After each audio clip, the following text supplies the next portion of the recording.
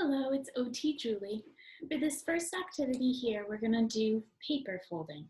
So you can use any piece of paper, can be whatever color you've got, or if you don't have a regular piece of paper, it can be an old piece of recycled paper. It could be from a catalog or a junk mail flyer. But first, for this first one, you need paper.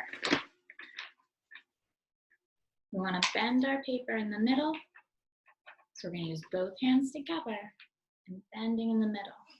We can reposition our hands. We're going to try to line our corners up. There's that one. I'm going to line this one up over here. We might need to keep moving where our hands are holding so that we can start to pinch, increase our paper. Just like that. Now this paper, unfolded and refolded, right like that, just along the middle. If you're not quite ready to do it with paper, we can also do it with washcloth.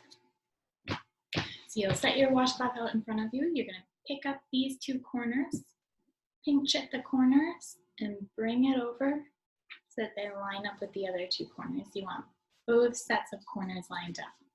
You can then fold it, line up the other two corners.